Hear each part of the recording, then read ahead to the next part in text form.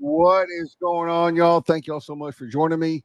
This is Ending the Stigma. My name is Chris Hennessy, and I have the best conversations with the coolest people that have anything to do with being justice involved, addiction involved, human trafficking involved, or D, all of the above.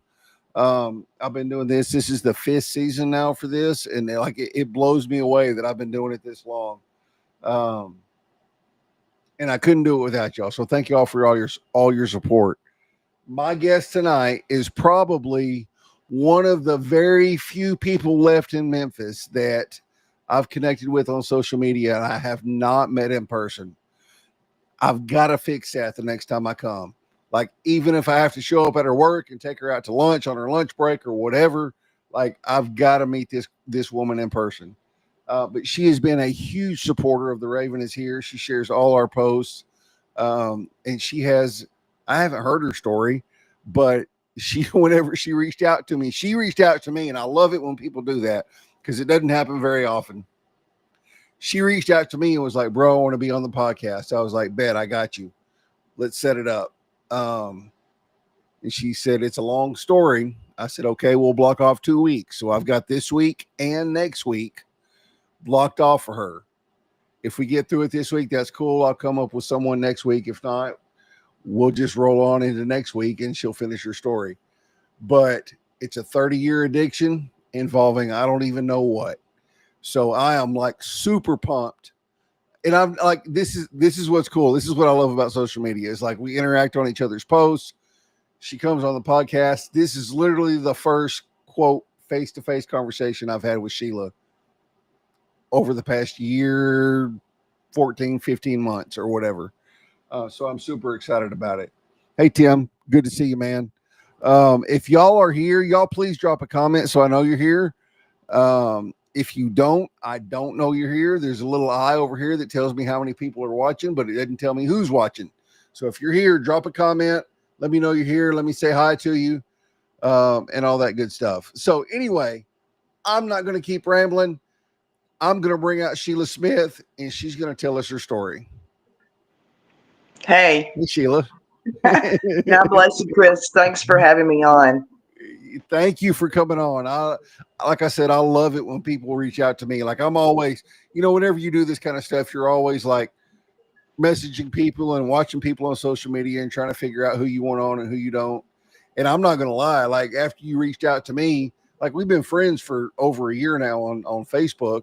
But you reached out to me and it's just something I do because whenever you're whenever you're on social media, like the crazies come out. So anyway, I don't even mean that bad, but you reached out to me to want to be on. So I immediately texted Ben and I was like, hey, bro, I said, Sheila Smith wants to be on the podcast. What's your opinion of her? He was like, dude, she is solid as a rock. Get her on just as quick as you can. So anyway, hey, David, how are you, man? Good to see you. So anyway, thank you so much for reaching out to me. I appreciate it. And I cannot wait to hear your story. So let me just say hi to a couple people real quick. Jason Goodell, that's my brother since before I went to prison. What's up, Jason? Good to see you. Tim Cotton, I work with him. Good to see you, brother. Randy House, thanks for joining. Here's my dad right there. Hey, mom and dad, how are y'all? David Cause is here. Let's go. Come on. All right. Jennifer Burkhart is here. Thanks, Jennifer. She was a guest 3 weeks ago, I think. 2 weeks ago. 2 weeks ago. She was a guest 2 weeks ago. All right. So anyway, I'm going to quit rambling. I'm going to quit talking. Sheila, start where you want to start and take us where you want to take us. Okay. My childhood, I was born and raised in Jackson, Tennessee. Okay. My parents divorced when I was 9. Um, I stayed with my mother, which is where I wanted to be with my mother during the divorce, but my dad ended up getting custody of me because he found out that I had been molested. A guy that my mother had started dating when she and my dad split up had molested me for about a year. And so my dad had a feeling something was going on, something wasn't right. He got custody of me. So I moved from my mother in with my dad and my stepmother. And she had a daughter that was 4 years younger than I am. She is 4 years younger than I am. And that was just not a good situation. Yeah. My stepmother, she didn't want me there. She made it clear she didn't want me there. My dad, he worked a lot, so she pretty much raised me from the age of Right. 9 to 18. It was tough. I ran away a few times. When I was 16, my dad sent me to Memphis. There was a hospital downtown. It was called St. Joseph. It's no longer there. But when I was about 16, they had a unit in that hospital for youth. I was in there with a lot of kids that were court ordered. Um, the the average stay was about 30 days, and Okay. I stayed 11 months because my dad and my stepmother did not want me to come home. So Wow. I was 17. Yeah, I was 17 when I got out of there, and I seen a lot of crazy shit in there. Like I said, I was in there with kids that were really bad. Yeah.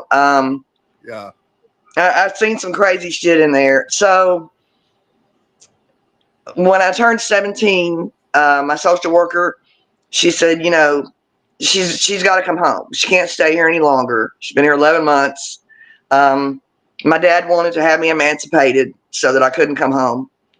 And she said, my social worker said, no, she'll graduate in a year and then she can be out of your house, but just take her home and y'all work it out for the last year that she has to be there. So, And not to interrupt you, but that, yeah, I mean, I've never been in that situation, so I have no even any kind of experience to speak on it. But I've always been of the mindset, and like my girlfriend now, she has a 13-year-old daughter. But I've always been of the mindset of if you're with someone, their kids are your kids. absolutely. You know Yes. what I mean? Yes. And I'll never force myself to be a dad on Kalina if if it goes that Sure. far. But at Sure. the same time, like you don't you don't push someone away because you're marrying them. You know what I mean? Like if you marry their mother, I the kid do. comes with it, and that's it. That's right. Period. That's how it's supposed to be. Yeah. Um, it's not always that way, No, it's not. And like unfortunately. I said, I have no experience to speak on it, and I've heard so many stories of that. So anyway, that's just my 2 cents on that. Go ahead. Yeah, sure. So, um, I really didn't drink or do drugs while I was living with my dad and stepmother. I didn't start doing drugs until I moved out of their house. I was 18. Um, it was the day before graduation. I did graduate high school. I did that. Good. The day before graduation, my dad comes in my room and says, you're graduating tomorrow. And by the way, you got to get out of my house. Um, so my mother lived here in Memphis, and I had stayed in contact with my mother and seen her. She would come get me. I would visit. Um, so I called my mom. I said, my dad's telling me I got to go. I don't know where I'm going to go. So she says, absolutely, you can come stay with me. Her and my stepdad, they were so good to me. So let me stop you right there. Like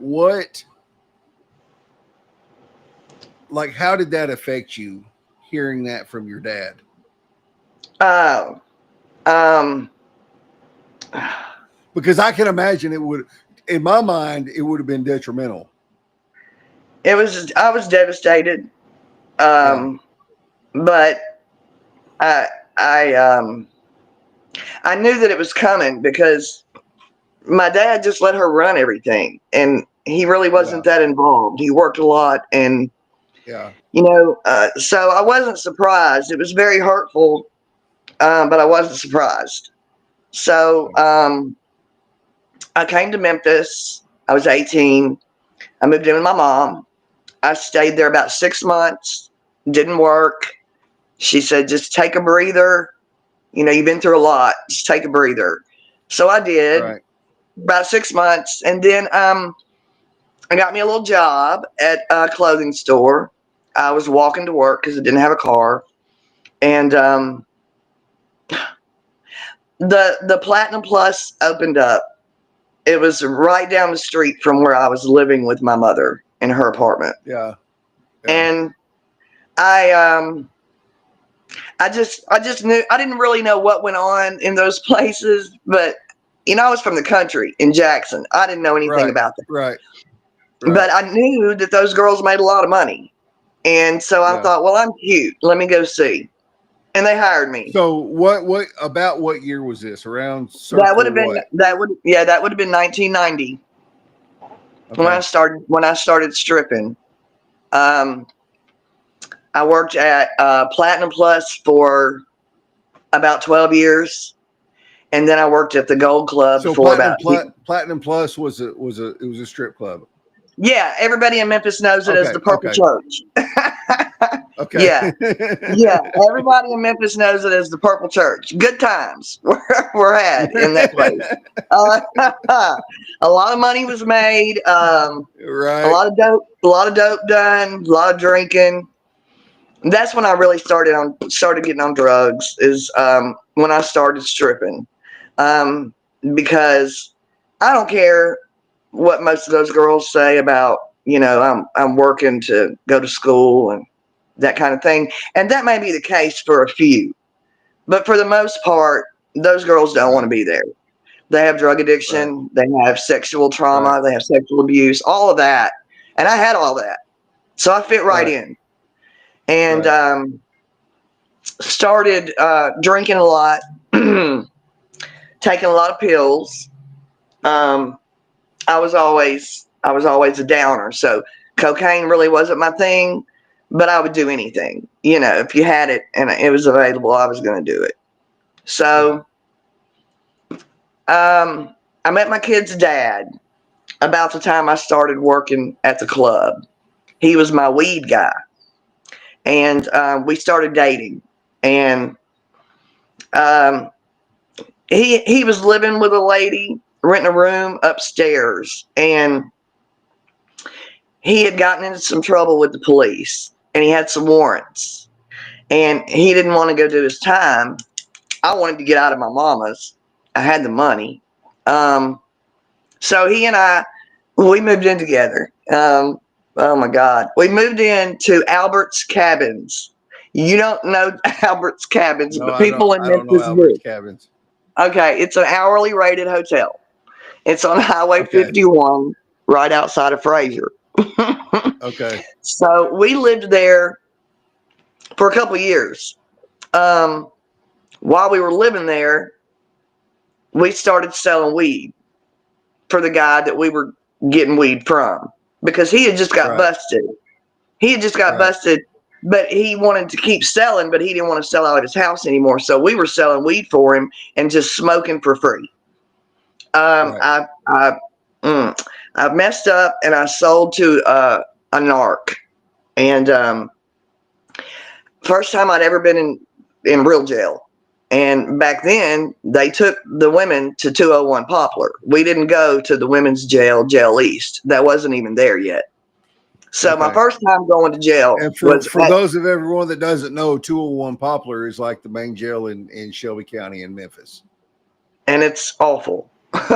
It was awful back then, and it's really, really bad now. It's really bad now. Yeah, there's folks dropping left and right. They're dying left and right in there. They are. If you go in there, you may not come out alive. Yep. And that's facts. That's facts. So that was my first taste of jail, was lower level 201 Poplar. I was about 19, and it was awful. I got out of jail, continued selling weed for the guy. I couldn't work at the club anymore because I was living way out on Highway 51, and I didn't have a car because the cops took my car when they busted me selling the weed to the narc. So they took my car. So he was in my kid's dad was in jail. He stayed in jail for a few months. He had those warrants he had to take care of. And I had gone to work. There was a little store across the street across the highway from Albert's Cabins. That little store is still there. I got a little job over there. The guy hired me as a cashier. So I did that until my kid's dad got out of jail. We ended up stealing a car so I could get back and forth to the club. So he was working construction. I was working at the club. We were both doing drugs. I had not got on hard drugs yet, but I was about 19 then. By the age of 21, I was doing heroin, and I had a really bad habit. Did it start out? You mentioned weed. Did it start out like were you doing pills too? I was doing a lot of pills, a lot. Okay. Like I was doctor shopping, and I had like 3 doctors that I was getting meds from until I got caught. Yeah, and then they wouldn't see me anymore. Yeah. So we finally got out of Albert's Cabins and got us a little house, rented a little house in Fraser on Overton Crossing. And I don't know, every time we would leave the house, it seemed like he got in trouble with the law. I mean, every time he left the house, he was going to jail all the time. Driving with no license, shoplifting, just stupid shit. So we had our little house we were living in, we were renting.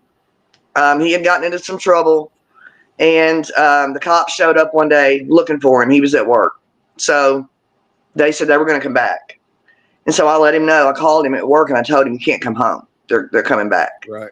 Right. So we left everything at that house. We left all our furniture, everything. I packed a couple bags. We hit the road.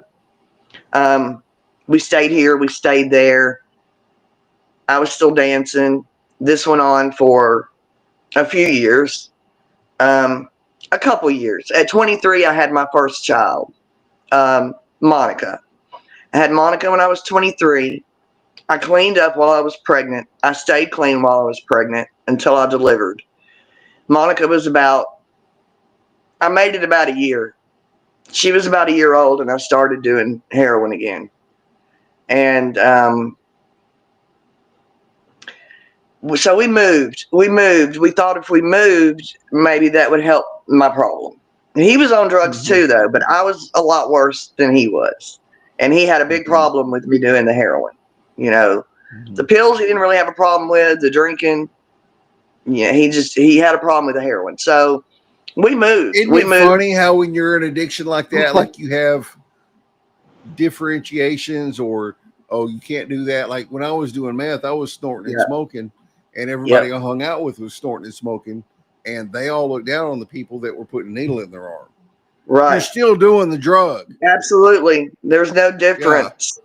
There's no difference. You're still an addict. You're still an addict.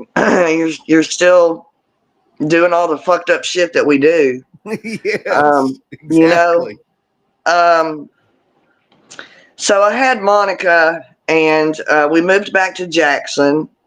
I stayed clean a couple years. Started doing pills again. We had some problems in Jackson too. He went to jail a few times. We were living in the hood in Jackson around a bunch of crack houses, and it was just a bad area. We decided to move to a small town. Big mistake. We moved to a little town north of Jackson called Medina. It's in Gibson County. Anyway, we thought things were going to be better. We're going to be in a small town. You know, it didn't work out that way. We started renting a little house. It was me, him, and Monica. She was about 2 or 3 at this point. We rented a house in Medina. I was still coming to Memphis and working every night. I was still dancing. So crazy shit went on in Medina. My neighbor next door, he had an issue. He thought my cat shit in his boat, and he went to the cops about my cat not being on a leash, and it was just insane. Right. It was insane. We had to go to court over my cat. It was crazy. They pulled my kid's dad over in Medina driving. He didn't have a license. He'll never have a license. I don't think he's. I think he lost it when we got together, and he'll never have it back. It's going to cost him too much money. So Right. they pulled him over, found out that he didn't have a license. So what ended up happening was I didn't have a license either. They pulled him over. They took him to the police station. The mayor of the little town I was in, he was there at the police station. They call me. They tell me they have him. But if I bring them $300, they'll let him go. So I go to the police station. I take them $300. They hand him the car keys back. We drive back to our house, like 2 minutes down the road. So I'm thinking, okay, we're good. We're cool. They catch him driving again about a week later. Same thing. They wanted $500 this time. Oh, my God. So I take it to them. They let him go. At this point, we'd been living there about a year. And everybody knew that I was a stripper. It just got around town, and it just was not a good thing. They didn't like us. They didn't want us there. Right. All we were doing when we were there in that little town was smoking a little weed and drinking a little bit. The cops started parking at the end of my driveway so that he couldn't leave because he knew he would get in trouble for driving, right? So they ended up pulling me over on my way to work one afternoon, and I didn't have a license. So they let me go. I went to work. I came home that evening, went back to Memphis the next day to work, but I went and paid all my fines and got my driver's license back because I knew one of us got to have a driver's license in this little bitty town. Right. Because, they were literally sitting up at the end of my driveway to make sure we weren't leaving. It was crazy. So I don't know, about a year and a half into living there, the cops bust in my house. The cops and the game warden and a whole bunch of people. It was insane. They come in with a search warrant. They found a little bit of weed. They did find a couple syringes, but they had not been used. They took us to jail. I had to call my dad. I had to call my dad to come get my baby so they wouldn't take her to the state. My dad came and picked her up. They took us to jail. My dad bonded us out of jail. I couldn't believe it. He bonded us out the next morning, probably because he didn't want to take care of my kid. So he bonded us out. He came and got us, took us home. I couldn't stay in that house anymore.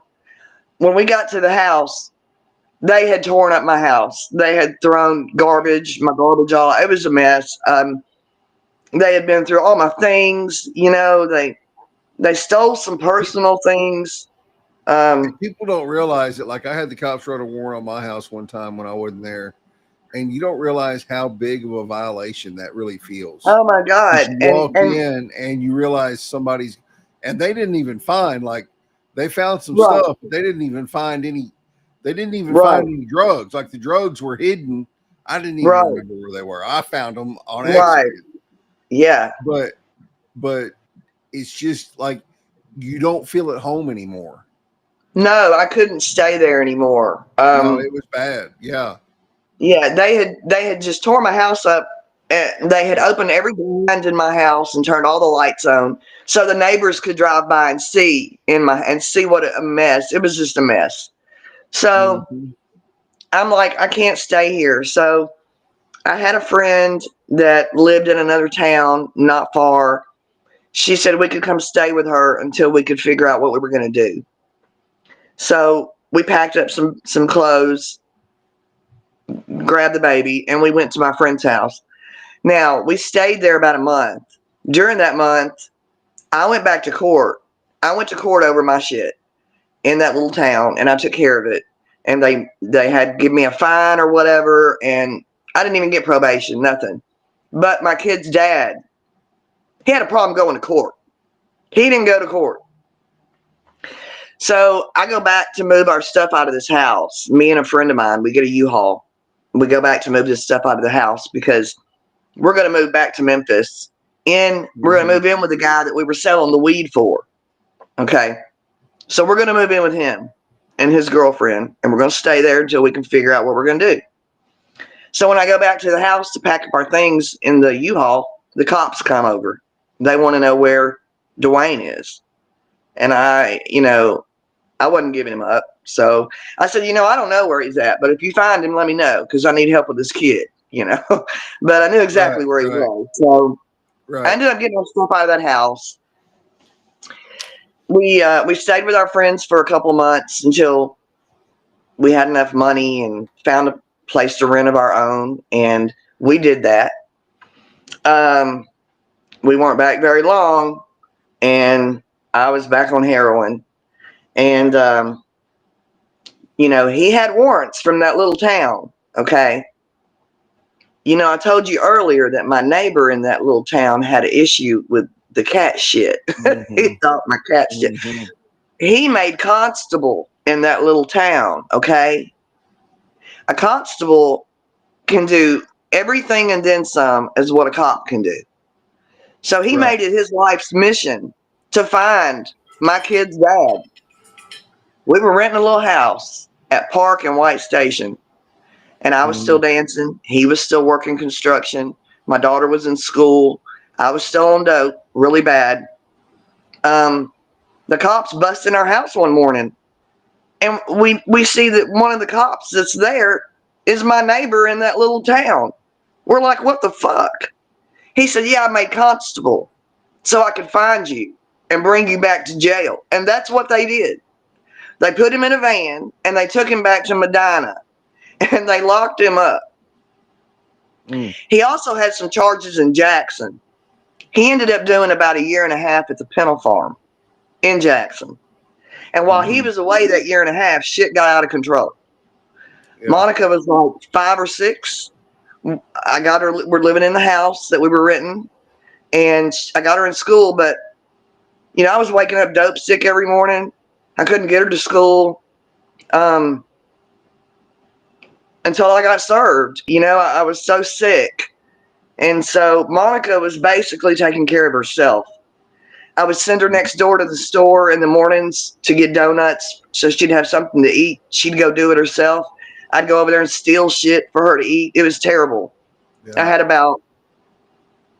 At this point, I was using about, I don't know, $200, $300 worth of heroin a day.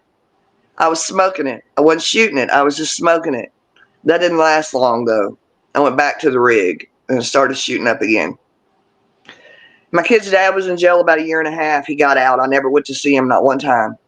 Not one time. I loved him, but I was so fucked up. I never went to see him once. So his mother got him when he got out. She brought him home. And he knew that I was in a mess with the dope. And so he was home about 6 months, and he was putting up with it, but he wasn't happy with it. He ended up robbing the Mexicans I was getting my dope from. They came to the house to serve me. He came home while they were there. He took a ball bat to their car, chased them like 1 mile up the street into a grocery store. It was crazy. We robbed these guys. I got their dope. I got their money. We stole their radio and shit out of their car. So needless to say, they weren't fucking with me anymore. So I had a problem now because this had been working out so good. So for so long, now you had a habit you couldn't feed. That's right. So I got the guy that we were selling the weed for. He was a heroin addict as well. So I was getting him to get my dope for me. So he was copping for me, and that's how I was getting my dope at that time.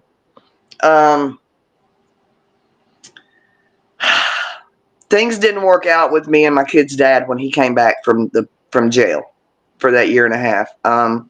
Because I was on dope so bad and I wasn't getting off of it. I wasn't ready. He was ready for me too, but I wasn't. So I went to work at the club one night, and these girls were coming in telling me they had drove by my house and all my shit's out in the yard for sale. Washing machine, dryer, furniture. I'm like, what the fuck? So I go back to my house and he's selling everything. He's like, I'm leaving. Whatever I can sell, I'm getting this money. I'm leaving. I can't deal with this no more. So my dad and I had been in contact, and he knew that I had a problem, and he wanted to help me. I really believe he did.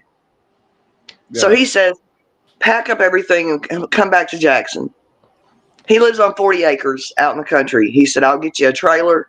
We'll put it behind the house. You'll have somewhere to live, get you a little job, take care of your kid, get your shit together. I said, okay.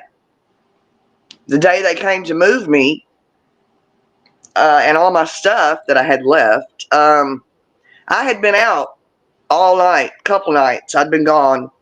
My dad got to my house. I wasn't there. I left the key under the mat. They got the key. They got all my stuff out of the house. I made it back to the house. Like I said, I'd been gone for a couple days. My daughter was with my mother. Yeah. I come back to the house. They got all my shit packed up for me. My dad's like, Sheila, you got to stop. You can't do this when we get you in Jackson. You can't be doing this. So Right. I'm thinking, I'll move. That'll help solve the problem. But, wherever you go, you take yourself. Right? Yeah. Wherever you go, you take yourself. And if you want to find it, you're going to find it. And if you're going to, absolutely. So when I got to my dad's, he did just what he said he was going to do. He got me a house trailer. He put it behind his house. He gave me a car. I got me a little job in town, waiting tables. And I was clean for maybe 6 months. And then I started going to the emergency room for bullshit to get pills. Stealing pills from my dad and my stepmom. I'd go through their house, and if they had any narcotics, I would steal them. So my dad says, you got to fix this. So he says, if you want to go to detox, rehab, we will take care of Monica while you go and get your shit together. So I said, that's great. That's what I'm going to do. So I went to detox in Jackson at Pathways. About the third day I was there, the doctor calls me in his office and he says to me, you are pregnant. Oh my God. So I had to find somewhere to go. When I got out of detox, I had to find somewhere that would take me being pregnant, and I wanted to bring my daughter with me. There's not a lot of places. At that time, there was not a lot of places around here that would do that you could go with your child. And so I got on the phone while I was still in the detox, and I started calling places because I knew that I only had like 7 days there, and they were putting me out. So I had to find somewhere to go. My dad didn't want me back home until I went to rehab. So I found a place here in Memphis. It's no longer open, but it was called Sophia's House. And it was for women and children that were drug addicted and domestic violence. I didn't have any domestic violence, but I did have drug addiction, and I was pregnant. They would take me pregnant, and I could have my daughter there. It was a place for women and children, and it was great. When I got there, about 7 days after I went to detox, when I got there and seen a doctor, I was about 3 months pregnant. Of course, I had been doing dope, Yeah, because I didn't know I was pregnant. And so I stayed there with my daughter, Monica. She stayed there with me. We stayed there for about a year. I went in 3 months pregnant. When I left, my baby was 3 months old. So we were there about a year. I was clean a year. Longest time I'd ever had since I was 18. And at this time, I'm like 30. So, me and my kid's dad had always been in contact, and he was real supportive of me going to rehab and everything. So I felt like I was strong enough to leave there and go back with him and us raise our family. That's what I wanted to do. So I left there with the kids and him. We didn't really have a place to stay, so we were living in a hotel. in Millington, right outside of Memphis. So Mm-hmm. we were there about the first 6 months we were there, I was clean. I wasn't working. I wasn't dancing. I was staying at the room all day with the kids, taking care of my kids, taking them to the pool, going swimming all day. Just me and the kids. He was working, doing construction. Everything was fine. Till I ran into a girl that I used to work with at the club, at the hotel. And she had some meth. That was never really my thing, but like I said, if whatever you had, I would do. So even Right. though I had about a year and some months clean, I did that meth and that just set it off. So yeah. I already know meth was my drug of choice back in the day. Right. I never did any opiates or downers. It was meth. Yeah. A little bit of cocaine, a little bit of ecstasy, but it was meth. Yeah. I So hate I to get say it. that my kid's dad today, right now, is a really bad meth addict. It's really sad. He's not even the person he used to be anymore. He's like, he's gone. Like I don't know if there's any coming back for him. He's gone. So we're staying at the hotel. Everything was fine. I was doing a little dope. I was doing a little meth here and there, but he got into a fight with a guy at the hotel one night, and they threw us out, and we had nowhere to go. So the guy that he was working for lived in Shelby Forest.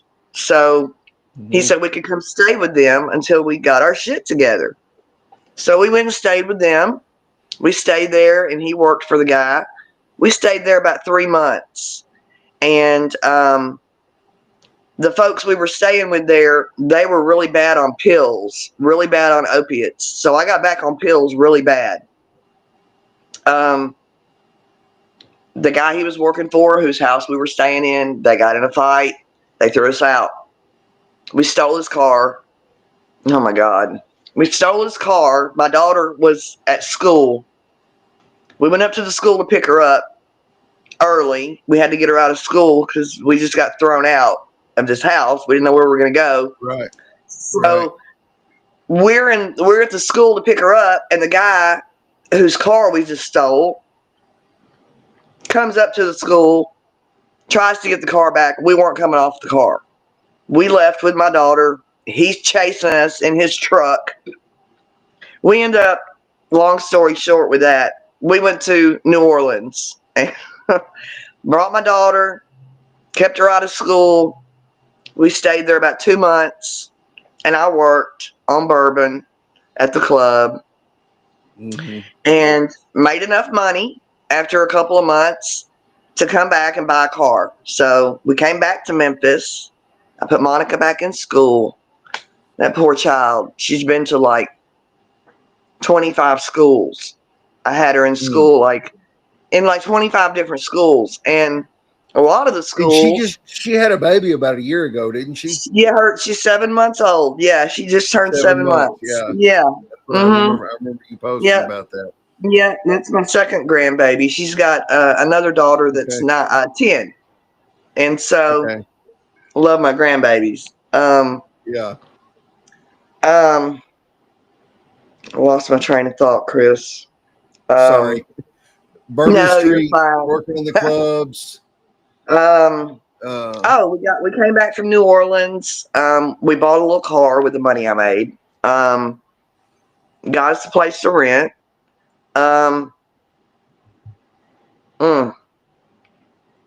Things didn't work out. I started seeing someone else. And I moved me and the kids in with this other guy that I was seeing, who ended up being a godsend for me, him and his family. To this day, they helped me raise my youngest daughter, and they have also helped raise my oldest granddaughter. And these people don't owe me nothing, but they have helped me and my family, my girls. I can't even, so much. So I'm dating this guy. We're living in a little house in Ripley, Tennessee. I'm taking the kids back and forth on like every other weekend to see their dad. He's living in Fraser. I'm taking the kids to see their dad. They want to see their dad. My kids were probably 10 and 3. And so after a few weekends of taking the kids to see their dad, even though this other guy I was with, I should have stayed with him. He was good for me. He was good for my girls. He loved my girls. He loved me. But I decided that we were going to try to make this work again, me and my kid's dad. So Yeah. I packed up all of our stuff. The guy I was staying with and I was seeing came home from work. He was a prison guard at one of the prisons here. And he came home from work and I said, I'm leaving. I'm going back to Dwayne. It broke his heart. It was terrible. It was awful. I wasn't back with my kid's dad a week and I was shooting cocaine. It got bad. It got really bad. I was still working at the club. I was taking the bus back and forth to work every night, every day, whenever I was working. By the time I would get off the bus and walk to my house, I would have 10 dope boys, approach me. Right. They got crack, they got this, they got that, and they knew I was stripping. They knew I had the money, so here they come. They preyed on me, Right. and I allowed it. Right. I allowed it, and so we started smoking crack. It was terrible. I was still doing some heroin. I was kind of doing both.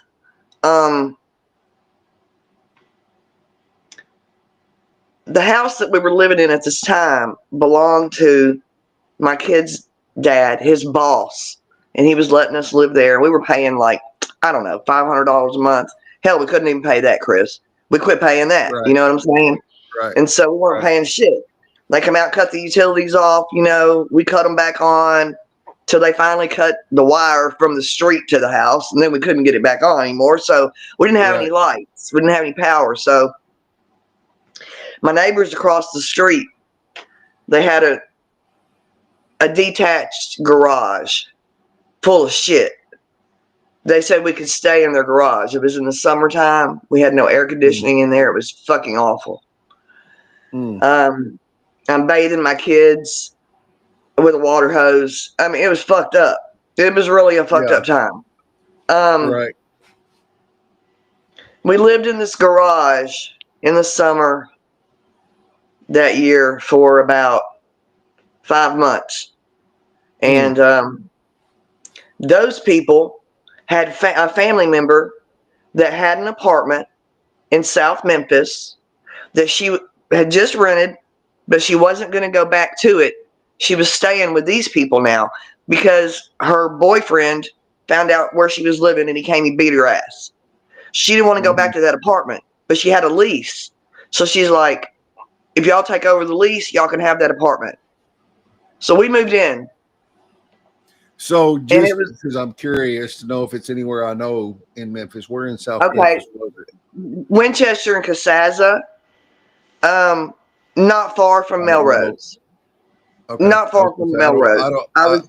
I know Melrose and I know Bellevue and I know Macklemore. Yeah, it was in that area. I think it was okay. I think it was the same zip code.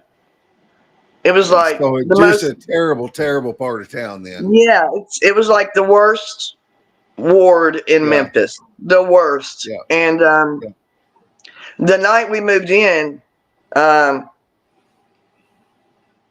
some folks took us over there with our stuff. We didn't have much. We had some clothes. We had a few tables, maybe end tables or something. We had some air mattresses.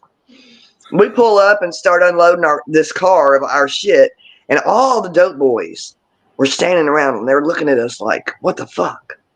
Because there were like no white folks in that area. None. Right. None. There's none. Y'all. None.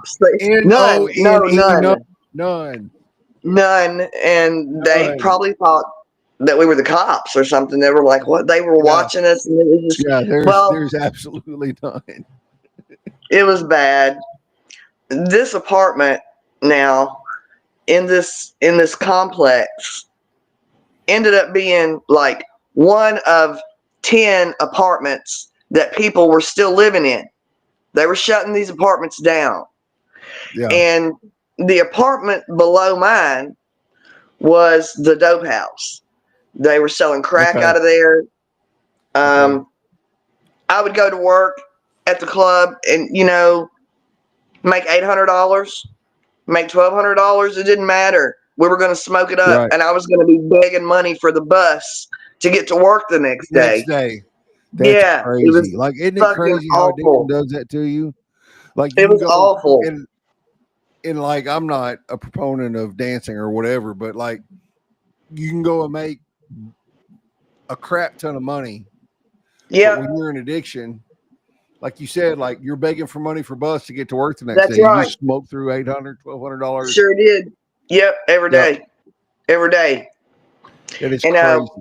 it was crazy. It was an awful time.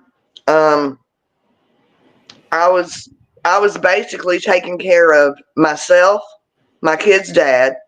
At this point, his dad was living with us, and he was on dope too. He was a bad drunk, but he was on dope too. And then I had my 2 kids, and I'm riding the bus back and forth to the club. We're not paying rent because the office of these apartments has closed. There's nobody there. So we're living in this Wow. apartment. It was crazy. These apartments were shut down. We lived there for about a year, and they would come out and cut the utilities off, and we'd go out and cut them back on. Yeah. And Yeah. it was terrible. My kid's So dad wasn't working. let's we've been going for almost an hour, and since we Oh had wow. you live, yeah, I know, right? It doesn't even seem Oh like it at wow. all. So let's It doesn't. stop right here. I don't want to cut Yeah. you off, but let's stop because we're obviously going to be able to take full advantage of episode 2 next week. Absolutely. Yeah. So let's Yeah. Because stop and let's just remember we it gets moved even into the apartments. crazier. Okay. Well, yeah, let's stop right here then. So we Okay. moved into the apartments in South Memphis.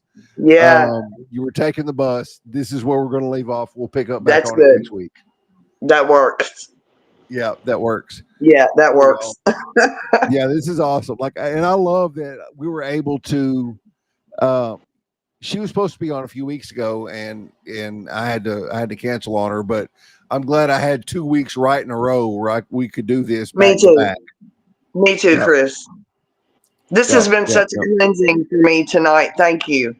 I'm so glad. Like, I love it. Like, that's Jennifer Burkhart, she's a trafficking survivor. She was on a couple weeks ago. It was one of she hadn't told her story very much either. And so I love it when people are able to come on and just be raw and be real. And because if you hadn't ever just sat down and told it, like I'm like you, like you've done this without any notes. So whenever I give my story, I do it with 0 notes, like none. Like I may remember something 2 days later, and I'm like, dang, I wish I'd have remembered that. But anyway, so we're going to pick back up next week, y'all. Next Monday night at 7, Sheila is going to be back on. We're going to pick back up on those apartments in South Memphis. Y'all don't forget, Sheila, you don't forget where we're at. And we'll finish hearing her story. And how long have you been clean now? Just let's end with that. Halloween this year, I have 7 years. Nice. That is huge. It's amazing. I don't know how I did it. It's one day at a time, One day at a time, but God, man. Like that's the only way to describe it. And my whole life, Chris, I want to say this. I want to make this very clear. Yeah. I never lost my relationship with God. I always had a relationship with God. I was raised in the church, and I never lost my relationship, even though I was so lost. Yeah. He never forsakes me. Never. Ben posts, he reposts a lot of stuff. He recycles content a lot. And one of his sign posts that he does with the sign is something along the lines of, I don't remember exactly how it goes, but he just reposted it yesterday or the day before. Is something along the lines, if it doesn't matter how far you stray from God, the journey back is just one step. Amen. That's And right. isn't that right? Like It is right, Chris. it amazed me when I strayed and came back. Like it was literally one step. Like I didn't have to start over. That's I right. went back up exactly where I left off. Yes. It's one step. Turn Yeah. around and make that step, and you're right Yeah. back where you left off. That's right. One thing that has helped keep me sober is that I play the tape all the way through.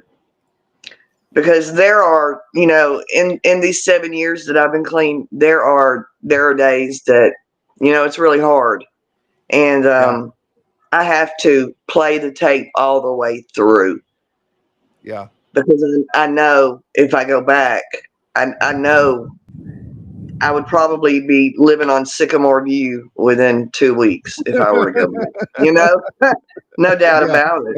And I know Sycamore View. Yeah. Yeah. Yeah. Everybody around here knows Sycamore View. Been there, done that too. Yeah. Yeah. Been there, done that. That is right in the middle of the hood, y'all. That's the dope track for real. Yes. For real. Yes. Absolutely. And I didn't share this through my story, but I want to say this right here at the end, Yeah. Chris. Throughout all of this chaos, I OD'd probably 4 or 5 times. Narcan saved me. Narcan saved my life on many occasions. I just want to say that. Yeah, and we can get into that next time if you want to. Yeah. Yeah. But it amazes me because I was never an opiate user, but Yeah. like, and I'm not telling anything that she wouldn't tell here, but like, you've probably seen her on Facebook, Janae Beatty. Yeah. Sweet girl, love that girl to death, man. But she's been Narcan, like she's told me like something like 25 times, 27 times. Wow. Oh my God. Oh my God. And the only reason she hadn't been on the podcast yet is because she's in cosmetology school at night, so she can't Okay. come on. You know what I mean? Right. Yeah. But if y'all like, Sheila is living proof that Narcan does not enable; it saves lives. It absolutely saves lives. Thank God for Narcan, because I wouldn't be here today. And I have a lot more living to do. I'm not done. Yeah. And I wouldn't be here today if people had not found me and Narcaned me, called 911. Yeah. Thank God for Narcan. It does not enable. No, it does not. It doesn't. And what people don't realize is if you're in the middle of an OD, you don't get to Narcan yourself. There has to be somebody else there. Absolutely. Because you're in the middle of going through it, right? That's it, man. Yeah. I have a friend, or she's not really a friend. I know who she is. She's here and she's local to me. Her sister OD'd literally with Narcan sitting in her lap and a needle in her arm. Yeah, you can't. You don't have time to do it. It doesn't enable anything. No, it doesn't. It saves lives. And it gives people another chance. Yeah. It gave me another chance. And how many times you've been Narcan, Janae's been Narcan 25, 27 times, whatever it was. Yeah.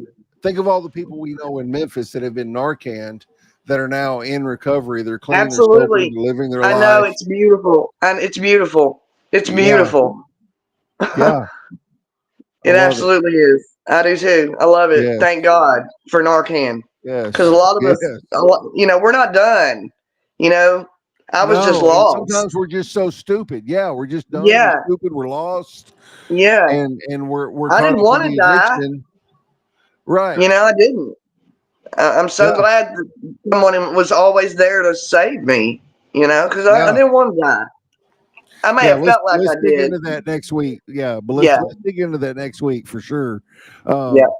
Because that part of it, it sounds terrible to say, but that part of the addiction, because I've never been that far in it. I mean, I was a meth user, so you know how it is with meth. Like, it's crazy.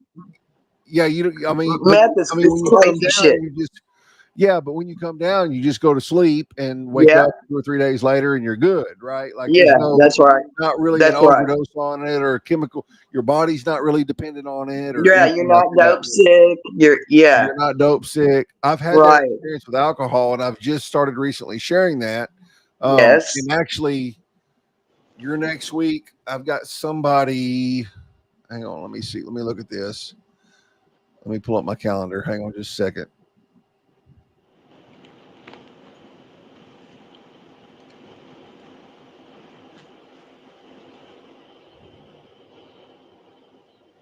So And I've got shout out you to, next and I want week. to shout out to Ben and Jess. Oh, and I love y'all. I Yes. love y'all. Yeah. Love them too, man. Like they literally um Casey posted it on the We Fight Monsters page, but it was a picture of Jess hugging a dude in front of a laundromat on Bellevue, almost on the corner of Bellevue and Macklemore. It was probably a couple blocks up from it on the right if you're Uh coming huh. like from Elvis Presley. Uh huh. Before Elvis Presley turns into Bellevue, or Right. I mean, it was like coming from that way. There's a Yeah. laundromat on the right, Okay. I and think I we know the pulled in exact there. laundromat you're talking about. You probably do. Yeah, I think I do. Um, so we pulled in there because that's the hoe track. And you know, Yeah. Jess has her one she'll never give up on. Ben has his one. We pulled Sure. in there to look for Baby Doll. Yeah. And Baby Doll was there. We got to meet her. My 13-year-old nephew got to meet her. Yeah. She wrapped him up in a big old hug. But Yeah. that was the first time I'd ever got to see them actually in action in the streets. Yeah. And it was a life-changing moment. Like Ben hugged or Jess, there's a picture of Jess hugging that dude. I was right there when that happened. That Yeah. actually might have been my picture. Like I might have Yeah. taken that picture and sent it to him. Right. Yeah. And then Jess hugged Baby Doll, and it was just so beautiful because Ben and Jess know they're not ready. But Yeah. roll up in there. All they wanted to do was check and say, "Hey, are you Yeah. good? What do you need?" Yes. And you know what? Yes. People Oh. look at the, and I'm gonna get on my soapbox for a minute and preach, but people look at these addicts and they think, oh, they're just milking people, they're just doing this. Do you know all Baby Doll asked for was some fruit, specifically some kiwi? That's all she asked for. Oh. And she asked for $2 to dry some clothes. And then when we came Wow. back, she asked Jess, she told Jess, she said, my clothes aren't dry. Can I get another couple bucks? Literally, Wow. and like it wasn't like she Yeah. wasn't trying to get high on. Yeah. All she wanted was some kiwi and to dry her clothes. And That's it was just, amazing. I got to watch in real time Yeah. somebody loving on somebody that society just drives by every day and turns their nose up at. That's And beautiful. Baby Doll has a whole crazy story. Like I may talk about it in a couple of weeks. I'm gonna go live by myself and just kind of ramble. But Baby Doll Yeah. has a whole crazy story. Like her mom sold her when she was 13 years old. Been in the streets since she was 13, and now she's almost 60. Mom has been clean for 20 or 30 years, which is kind of and she's in Ben's home group. Okay. Okay. So it's kind of it's a weird deal for them, right? Because Right. mom sold Baby Doll into to pay for her addiction, and now mom's clean and Baby Doll isn't. Anyway, Uh, all that yeah. aside, That's. Mm, Baby Doll, like she just has so much love. yeah. You know, like it's Yeah. just crazy. Hey, Keith Burgess, that's my boy right there. Don't die, man. Love everybody. That's right. Anyway, yeah, I know that's right. Anyway, I could go on Mm, for days about that. So, y'all, next week, Sheila's going to be back. We're going to pick up at the apartments in South Memphis. The week after that, my buddy Tim Cotton. I've known Tim for a lot of years. We work at the same company. I knew him through his meth addiction. He's in recovery now, and he's been clean for 2 or 3 years. love Um, it. I knew him through the whole thing. Yeah, and just like Love it. and what's so cool about Tim is we used to talk about it at work, man. Because like, bro did not even try to hide it. He was like, "Yep, Yeah. I." You know, like didn't even Yeah. try to hide it. Like everybody knew Tim spun on meth. You know what I mean? Right. Right. Yeah. Didn't even try to hide it. But Yeah. God is doing such an amazing work in his life, and he's doing so good now, and I couldn't be more proud of him. Couldn't even back then, but I couldn't be more proud to call him my brother and a friend. Like even I back then, love it. I was proud of him. I So love it. Sheila's next week. Tim is the 25th, then Labor Day on September the 8th. I think, unless something comes up, I think I'm going to go live and just kind of ramble. Um, y'all saw, y'all may or may not, but after my brother died, I relapsed. I say I relapsed. I turned to the bottle instead of turning to God, and I stayed in the bottle for about 14 months. Just coming out of it, been sober for a couple months now. But even in the middle of like starting the Raven and doing all this stuff and working with Ben and Jess and doing our outreaches, like I was struggling with my own addiction. And it's not lost on me at all that we're starting this thing working with addicts, and that's where did the enemy attack me? Right in the middle of an addiction. You know what I mean? Absolutely. Every time.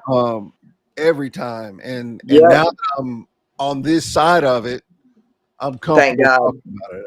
Yeah, thank God. Like I Thank wouldn't God, talk Chris. about it while I was in it, but now that I'm on this side of it, like Yeah. I'm so transparent, like it's not even funny. Like I don't Yeah. think whatever you Yeah. want to. I'm kind of the same way, Chris. I don't, it is, I mean, it is what it is. It is I've what it lived, is. Yeah, like I did that. I But you did know what? that. Now I have because you know how it is with alcohol. Like with meth, when I was a Yeah. meth addict, you just go I to was an sleep and wake alcoholic up and too. you're good. But Yeah. with alcohol, your body becomes dependent on it. It You does. get the shakes and you get dope sick, basically. That's right. Yes, you will. And I never I'm an experienced that. alcoholic as well. I'm an alcoholic too, for sure. Yeah. So you know Yep. what I'm talking about. Like I've I never do. experienced that.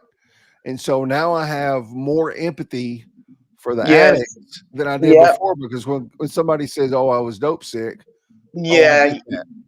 Yeah. I get it Absolutely. Yes. because I've been Yes. there. I've been there with the shakes. I've been there with the vomiting and just like Yes. couldn't Can't leave the even bathroom. Can't leave the can't house. leave the bathroom, can't leave the house like that. The very last time, um, yeah, it was that bad. Like I vomited so hard and so bad and so much that my Yes. esophagus was burned from the stomach Yes. acid.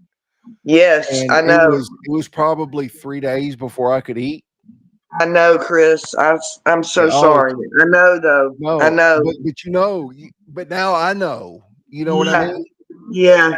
And I've never experienced that before. And so just like It with does make a difference. it makes a difference. And just like with Yeah. prison, like I tell people all the time, like I hate that I went to prison, but I wouldn't trade those 8.5 years for anything.